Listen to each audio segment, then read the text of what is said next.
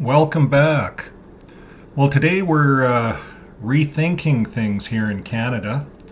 We're rethinking the charity status of religious organizations that get all this charity support, charity money from the government, because the government's expecting charity organizations to do something in the country, to invest that given money back into helping people in the country.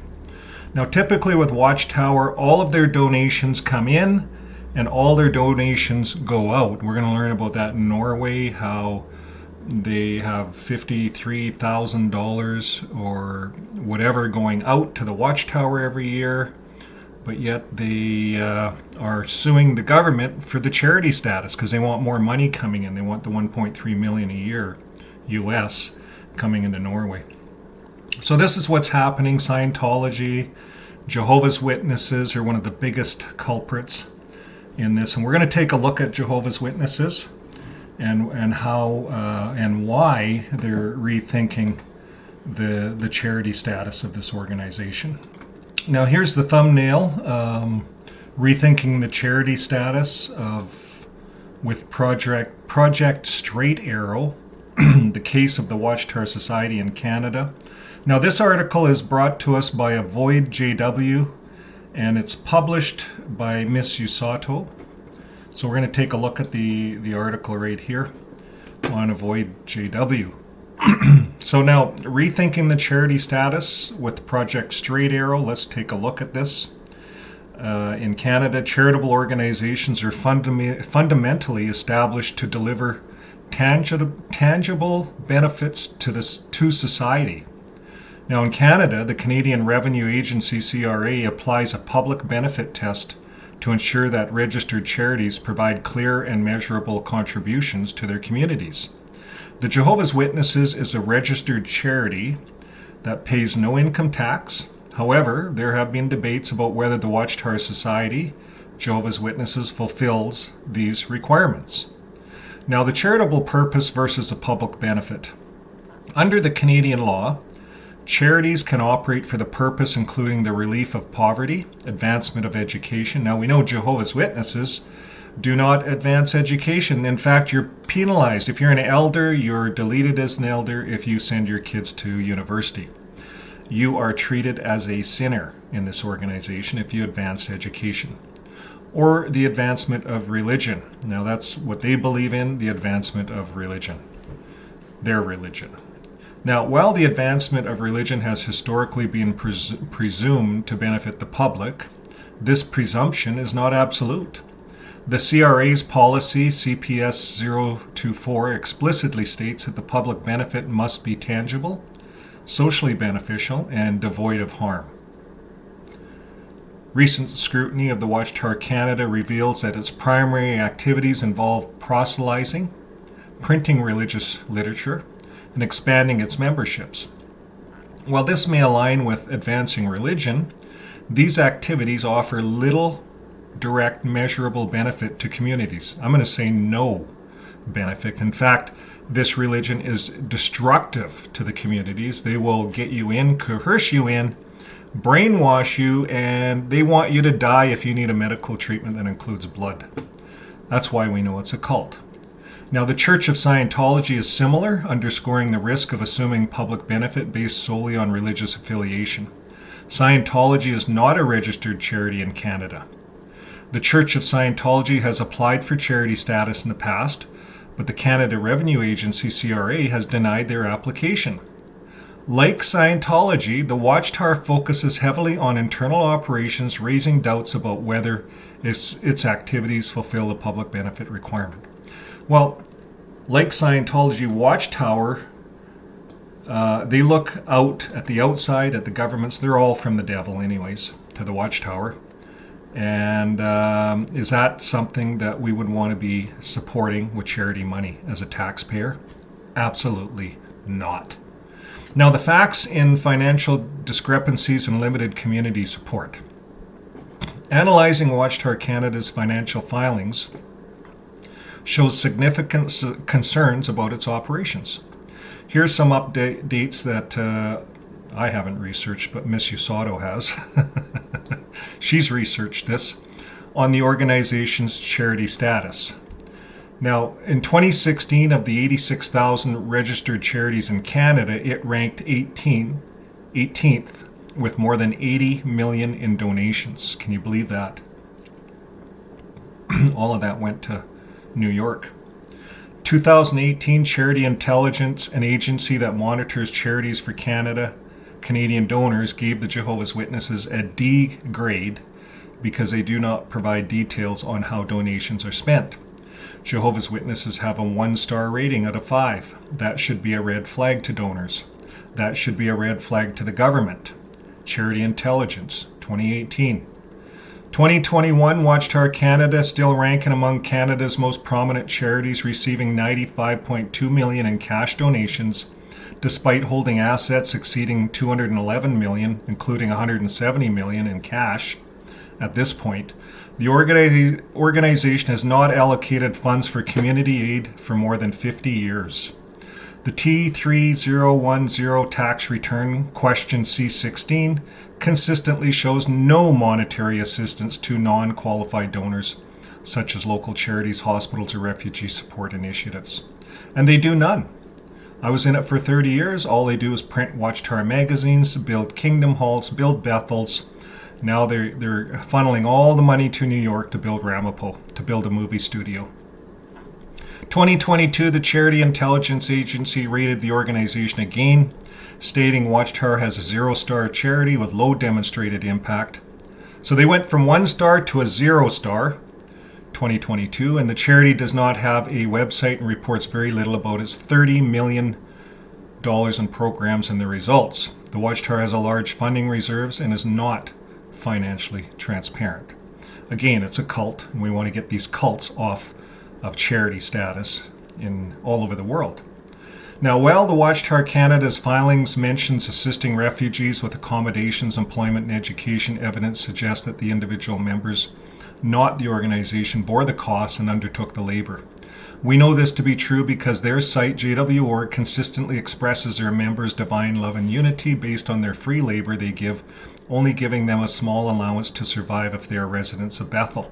And by the way, if they leave Bethel, they give them squat. They just give them a departure ticket, get out, no CCP, no insurance, no nothing. They get old, they kick them out. It's up to the family to look after them. Disaster relief efforts often emphasize rebuilding homes and places of worship, but fail to provide transparency regarding financial contributions benefiting affected communities. And they shoot after the insurance money. If they're not getting insurance money, they may pass that over. They look after mostly their Kingdom Halls, and so they take free labor from their members, and then they suck all the insurance money out. It goes to the organization, and that's how they do it. They don't use any of their funding, any of their reserve capitals. Watchtower is very greedy, very, very greedy. They do nothing to help people. Nothing. Even their own members that need help, they might need help within marriage counseling, they might need outside help. They do nothing. They will disfellowship. If you're having problems, they like to get rid of you, get you out of the congregation. That's what Watchtower does. I've experienced that myself. Now, 2022 to 2023, much of Watchtower Canada's reporting activities center on producing religious literature, watchtowers, and videos for distribution. On these years, it produced 33.5 million copies of the Watchtower magazine, 41.1 million Bible-based tracts, 4.9 million copies of the Awake magazine, 8,500 Bible-based brochures, also translated into numerous languages. The governing body tends to boast about how many languages its literature is printed on the JW broadcasting. I feel these efforts prioritize membership growth over community enrichment, unlike charities that actively address pressing society needs. Watchtower Canada operations appear insular and self-serving. Isn't that true? Now, as of 2024, there has been no recent news from the Charity Intelligence about Watchtower, about Jehovah's Witnesses. Here it is. This is what you'll see when you go on to the charity status site here in Canada. So they're operating as a charity. They have no stars. They have an X for financial transparency. They have an F, that's the lowest mark for results of reporting. Their demonstrating impact is low. Need for funding, they don't need any. They have nothing but money sitting there. And 99% goes to the cause because it's all free labor. So that was the last update from Charity Intelligence here in Canada. The call for accountability: Canadian taxpayers indirectly support registered charities through tax exemptions and benefits. These organizations must demonstrate accountability by delivering payable benefits to the society. Watchtower Canada's long history of accumulating assets without substantial community investment or aid raises concerns about its charitable status. To ensure fairness and uphold the principles of charity, the CRA must critically evaluate organizations like Watchtower Canada, and this includes examining whether their activities align with public benefit standards and addressing discrepancies in their financial reporting. Now, charity status is a privilege, not a right. It should be reserved for organizations that prioritize the public good over self-promotion. Definitely not Watchtower. Watchtower tells its members that everything out in the world is from the devil, and only they are the truth, and they're the only channel to God. And that's what the 11 men, the cult leaders in New York, proclaim to all their 8.5 million members. And they believe them. I believed it for a time. So it's easy to believe this stuff through a slow indoctrination. And then once you're in there, it's really hard to get out if you wake up and you're in there. Now, the Watchtower Society's operation in Canada falls short of this mark. The demonstration of society's benefits, benefiting the public with their help, they do nothing. Calling for a reassessment of its status as a registered charity. So this is what's happening. The Watchtower, they do nothing, and they're being reassessed for their status as a charity here in Canada. Advocating for transparency and accountability in the charitable sector is not an attack on the faith, but a defense of the public trust. And this is a nice angle. If our financial minister can do this here in Canada, then this can be done all over the world. Just pull their charity status. We don't have to go to all these court hearings and get involved with all of their propaganda because they disfellowship children, baptize and disfellowship children. We don't need to get into 14-day court cases in Canada. We simply revoke their charity status.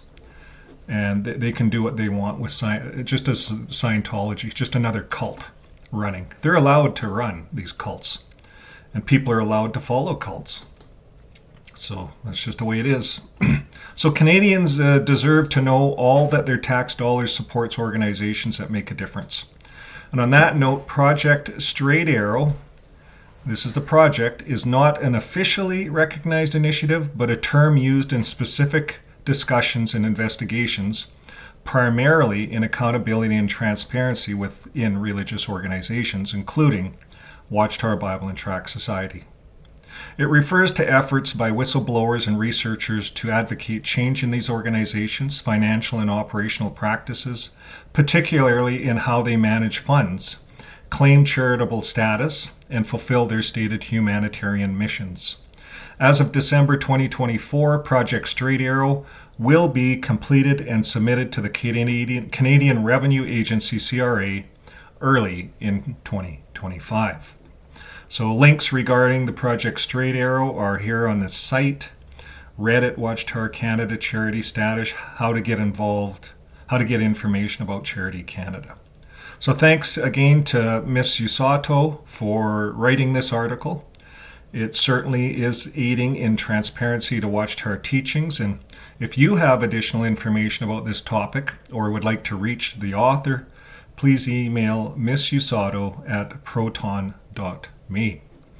And I'll put a link to this article on in the descriptions under this video. Okay, so that brings an end to this video here. Rethinking charity status. with Project Straight Arrow, the case of the Watchtower Society in Canada. Now, I'm going to take a look. I'm going to show you another one. We're not going to cover this one today, but I'm just going to cover it lightly. This is another one that Ms. Usato brought up, Global Scrutiny of Jehovah's Witnesses, Legal Challenges, Tax Status, and Registration Debates. Let's take a quick look at this. This is happening right now, examining challenges regarding blood transfusions, how Jehovah's Witnesses face legal, tax, and registration debates worldwide. So Russia is dealing with them. Norway is dealing with them. The U.S., various states have dealt with cases related to Jehovah's Witnesses' refusal of blood transfusions, especially when minors are involved. And there have been numerous court decisions addressing the rights of parents versus the medical needs of children. Canada, similar to the U.S., Canadian courts have addressed cases where Jehovah's Witnesses' refusal of blood transfusions have conflicted with child protection laws, particularly in situations where minors are at risk. United Kingdom, the issue has been raised in both civil and family courts in the UK, particularly concerning minors and the refusal of medical treatments. Australia has seen legal cases related to both blood transfusion refusal and shunning, particularly in relation to minors and family law. Italian courts have dealt with the issues of blood transfusions, particularly in cases where minors are involved and parent rights are refused to treatments.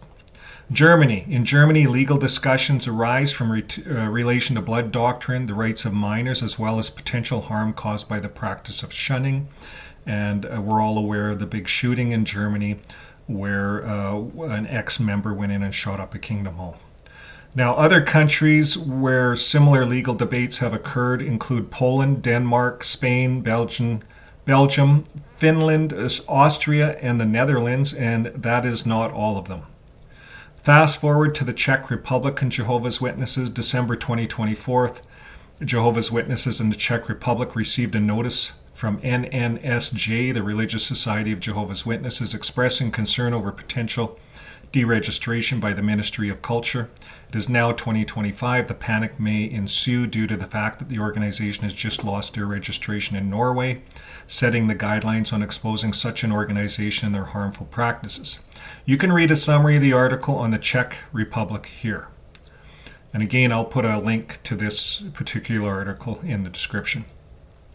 In total, there are at least 15 to 20 countries where the practice of shunning and blood transfusion refusal by Jehovah's Witnesses have been legally contested or discussed in the public sphere, particularly when these practices intersect with child protection laws, individual freedoms, or public health.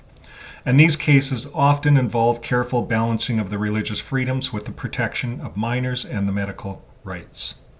Now, the ministry cited two specific practices as grounds for this action: the blood transfusion refusal, the application of the Bible principle of abstaining from blood in cases where parents make decisions regarding minor children, and number two, disfellowshipping, the application of Bible principle of limiting social conduct with those who have been disfellowshipped or who have disassociated themselves from the congregation.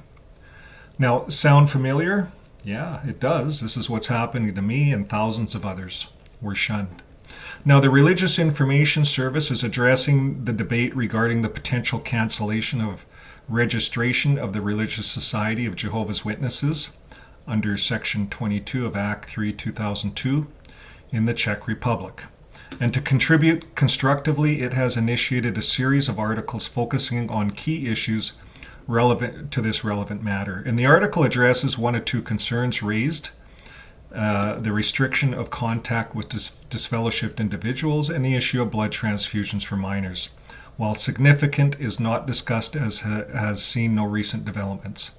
Yet the August 2024 Watchtower guidance on the interacting with disfellowshipped individuals was edited in December 2024 to soften the language about potential interactions. And I just covered a lot of this in the Elders book, how the Elders book teaches the elders how to disfellowship and disassociate people. Now, the series examines changing terminology with Jehovah's Witnesses practice. Terms like shunning have shifted to avoiding or restricting social contact. Disfellowshipped individuals are now referred to as separated, and judicial committees are now termed as bodies of elders. But they haven't changed this in their elders book. Their elders book has the word judicial in it 339 times. It has the word love in it 6 times. Now, the Religious Information Service aims to provide a factual foundation for informed discussions while addressing inaccuracies and maintaining a focus on specifics of the Czech legal and social context. The debate should remain grounded, avoiding hyperbole or misleading comparisons to ensure a fair and civilized dialogue. Now, English translations of the Czech branch letter to the congregations concerning the government looking to deregister. These are some of the letters from the congregations to the congregations. To all congregations in the Czech Republic, a threat of deregistration. In recent months, the branch office has learned about steps being taken by independent divisions of churches and religious organizations under the Ministry of Culture to deregister our legal entity. The government states that some principles of our teachings, including the application of Bible principles such as abstaining from blood, in the case where parents decide about minor children, and the application of biblical principles to limit social contact with those who have been disfellowshipped or have been disassociated themselves from the congregation, are problematic. You notice in the letter, the elders' letters, they're using words like disassociated and disfellowshipped. So those words won't go away. Those actions, the only way those words will go away if the actions go away. So where they're at now is they're asking their people to write letters to the state. That's what Jehovah's Witnesses do. They fill the mailboxes up, the post office is up with a bunch of stupid letters that are a waste of time. I was involved in this garbage years ago, and they are still doing this nonsense. And then they ask for prayers. So anyways, that's what they're writing to their congregations in the Czech Republic. They know that their time is limited. So it goes on here, January 6th of 2025. Explains that Jehovah's Witnesses attempt to galvanize supporters, including detailed complaints against their alleged exaggerations of potential outcomes. It also rebukes fears raised in December article regarding confiscation of property, emphasizing procedural safeguards that would allow witnesses to transfer assets before state intervention. The framing of the Jehovah's Witness response to the Czech situation, arguing is their comparison to the Russian persecution, is misleading and unhelpful. It also highlights the implications of evolving language around shunning practices, setting the stage for further analysis of theological and historical context in future installments. So seeing how many countries are recognizing the forms of abuse from this organization would be interesting if the entire European Union will ultimately address this issue, acknowledging the abuse and harm caused by the Watchtower Bible and Tract Society, and revoking their charity status in countries where they continue to benefit from it. Yet someone in favor of the organization, this guy, Massimo Intervene, he's a cult apologist. He wrote an article regarding this challenge, Czech Republic in the footsteps of Russia, Jehovah's Witnesses threatened with liquidation. Massimo is a self-styled scholar who works often to align interests of groups facing widespread criticism like Scientology. And he frequently downplays legitimate concerns about harmful practices under the guise of defending religious freedom. His articles tend to cherry-pick information, presenting an overly sympathetic view of the organizations accused of controversial behaviors. And some might say he acts less like an unbiased researcher and more like a PR representative for the groups facing scrutiny. And I believe that Jehovah's Witnesses are paying this guy tons of money to write his papers to back their sleazy organization. Now, while his article highlights the potential for liquidation of Czech Jehovah's Witnesses under the law regarding religious freedom, it's important to acknowledge the broader context of legal safeguards and society concerns. The Czech Republic, as a member of the European Union, is not taking this step lightly. The Ministry of Culture's actions are guided by concerns related to specific practices by Jehovah's Witnesses. by the community that may potentially conflict with the country's legal standards and human rights protections. It's crucial to recognize that religious freedom is not an absolute right without boundaries, especially when it intersects with other key values like the protection of minors and individuals' autonomy. Practices like disfellowshipping and shunning could lead to harm, and they do lead to harm.